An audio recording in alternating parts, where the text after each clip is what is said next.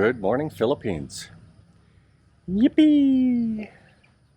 We had no measurable rain last night. Didn't hear it at all either. Can you see that blue sky up there? I'm going to do this. Maybe the camera will catch it. There we go. Woohoo! We got some blue sky today, guys. Yippee! Ah! Feels like I've been living in Vancouver again.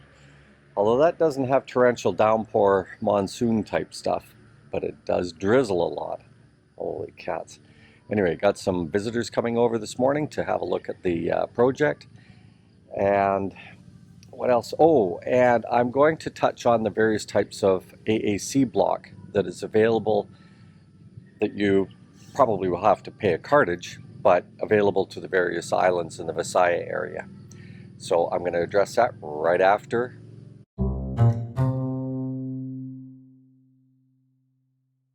Got to show that blue sky, guys.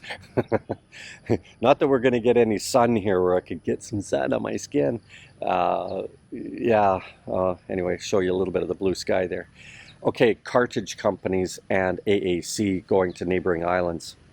So in Cebu, there are 3 available products that you could get. Lightstrong, which we used, 60 by 30 blocks. Starken is only a distribution outlet, 60 by 20 blocks, so a little bit more handling, a little bit more adhesive going in, so count on a little bit longer construction process. And then there is Light Block, which is more of a Lego style. It has this little bump on the top and a notch on the bottom for interlacing.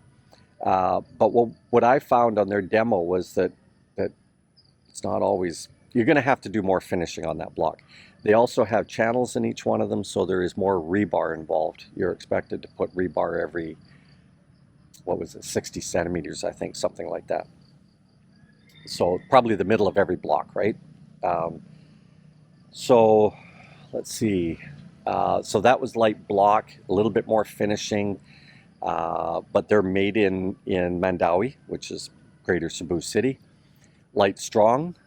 They have been very good to us on cartage, guys. Initially, on this last order, they wanted to ship up in one big bulk, and the cartage company said they would only deliver it to the highway. We just phoned them back, and we said, that's unacceptable. We've seen you put product on other locations. Oh, no, okay, well, we'll ship it up in 2 different shipments. So they were quick on that. They didn't charge us anymore. So we've been very happy with their service, guys.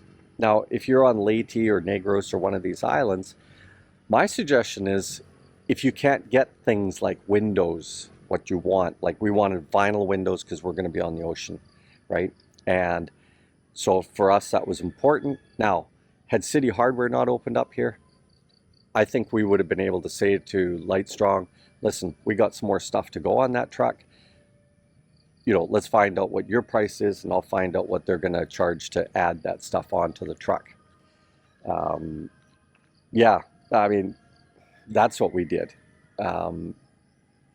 They were very good. We didn't add more to their cartage, but like I said, if you're wanting product to go over to Iloilo or Leyte, etc., then I would turn around and just ask them to, include some extra space if you wanted to ship other stuff over.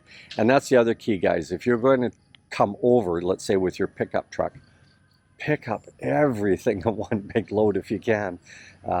We shipped a lot from our native country, Canada, and so for me that was important. I wanted tools that I knew how they were going to operate. I also wanted battery tools. For me, that was extremely important because I wanted to not deal with these outages. Now, last year we were only here 2 months. We had 5 outages. We've been lucky this year. We've only had 5 outages in 3 months where it would have affected the crew, okay, and them being able to continue on. So there you go. I hope that helps you out, and I'll try and grab the links and put them into the description section there for the various companies, but they're easily searchable as well, guys. Lynn is cooking the guys' lunch. More moringa. That's why I brought flowers for her again. Okay, so when are you going to the market? No. Oh, you're going now? Yep. There she goes. Okay, so Lynn goes over into the market and picks up the snacks for the workers for, well, she's cracking an egg here for Cedra. Yeah. I would assume it's for Cedra. It is not for you. Yeah, because she's pregnant, she's not going out and foraging anymore. Yeah. Frustrating because she's not our dog. We keep telling the owner he's not our dog, but I'm nice to the dog, so the dog stays here. Yeah. And yesterday I was walking towards, when I went to the market, I was walking towards the highway, and she goes with me. And then when I got back, I thought she went back here. And then when I was like, the tricycle was on a trike, the trike was approaching. I saw her standing, like I was sitting on the side of the road, waiting for me. And then when I get off the trike, she went with me down here. Like, Yeah. I said, oh, Sidra. And she hates Lynn. She hates Lynn because Lynn is always the one that stamps her foot and gowas, trying to get her to step out. She always goes in, and it's so wet and dirty, and her feet is so dirty. Well, and she's wet, so she's smelling a bit. She loves me when I feed her. Anyway, we have a little floor mat, and we've set a mat up on the deck, and so she knows where she's supposed to go to now. Yeah. You know, a little bit of training. These dogs, they'll stop this whole feral thing and want to be dogs. They want to serve, right? And they want to be loved. Anyway, we have a mat just inside the door here in the garage, and she figures that's another place that she can lay, and Lynn don't like it. No.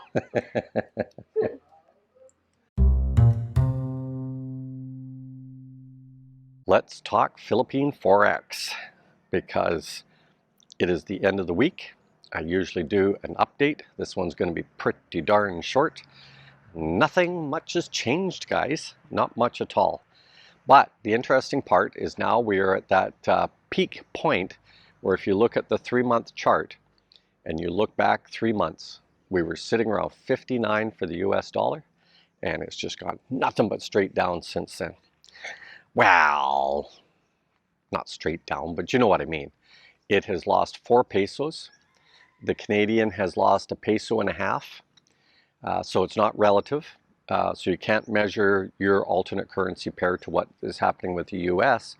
But again, as I mentioned last week, the Euro-US wants to balance out to 1-to-1 as close as it can. That's just the nature of it.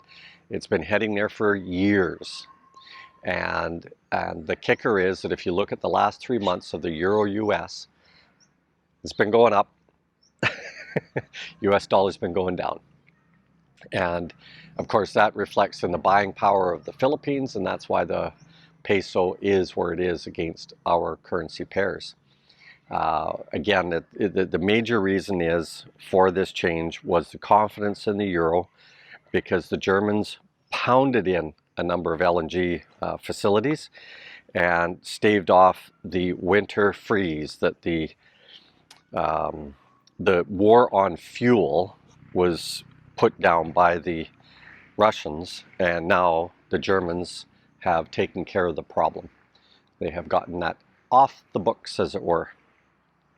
So of course that puts pressure on in different ways, but the bottom line is, don't have to worry about it anymore. There is pressure. Obviously there's pressure. There's no question about it.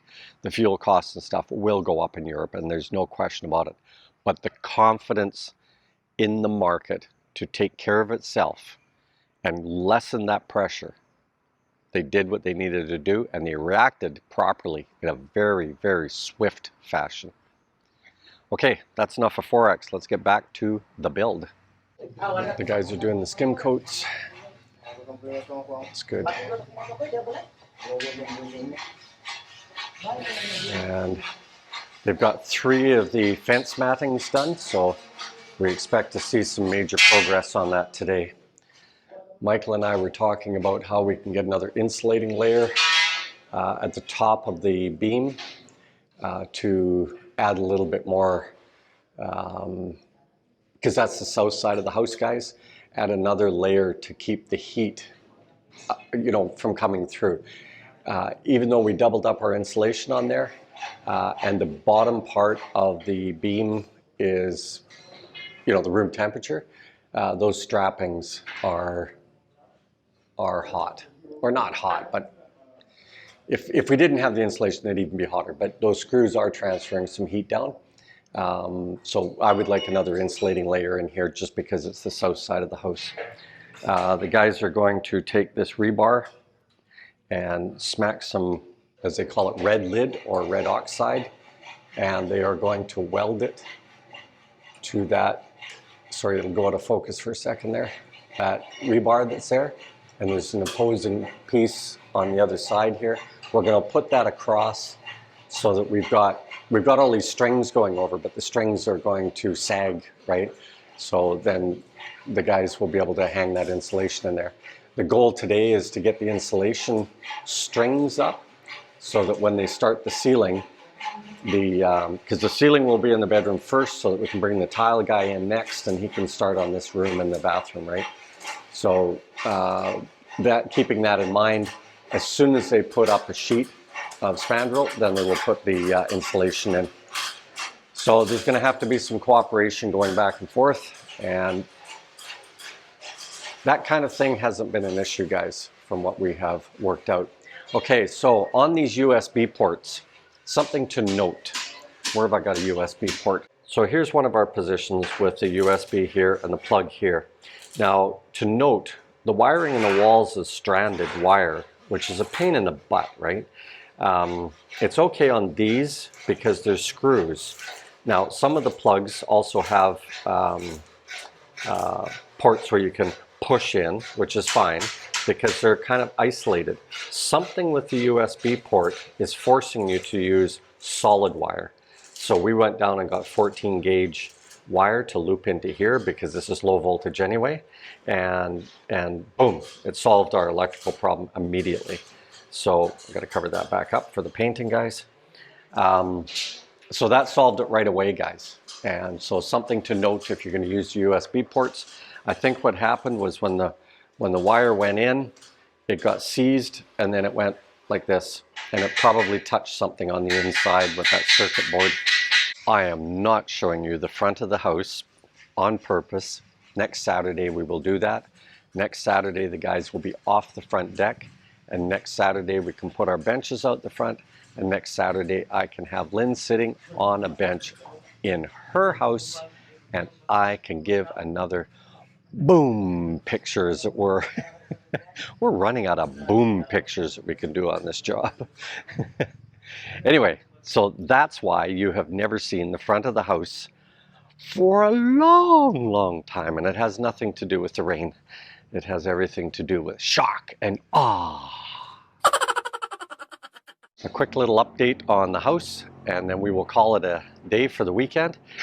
Clarence, one thing we forgot to talk about was the speed at which it takes to get signatures. And it's not just one, it's always multiples. Anyway, we're now 10 days into waiting for signatures to get our occupancy permit. Once those signatures are done, then we can call the fire department. They come out, they do the thing, and then it's done. Anyway, when they get here, they'll probably be a little surprised that we're already occupying the garage. So we have decided we're going to finish this just like they've been doing in the garage. We're going to do that. Been very pleased with how the guys are doing the putty work now. And they've ditched those baby knives and using nice wide trowels to do the job. The reason for the rebar is Michael has put up rebar along the top here so that he can tie the strings to it. Nice and easy, better than driving nails in that don't always take. And then, as mentioned earlier, we will do a tie one in the middle to hold the string up. And I would like one piece of insulation put in there, and we will glue it to the beam with some contact cement. So there we go. And we don't have to worry about hot and cold, so don't worry about the contact cement giving way. In all this humidity, the contact cement is not giving way on the inside of the house. So there we go. Okay, anyway, Joseph, it's painful to watch, but he's welding every single one of those lengths, which is good. That's exactly what we asked him to do. Okay, I've been struggling with the fact that we don't have our moldings around the window. we still may do that. I gotta resist. I've got to resist. Because Lynn wants to stop on the money. So the next big thing that should start next week, it was supposed to start this week, are the soffits and the ceiling in the house. And then Bob's your uncle. We are gonna do a little travel. We're gonna get away from this place. We're not even gonna look at moving in. And we will move on with our time here. We will enjoy it later, guys. Right now, we just need a holiday. Okay, later, Gators.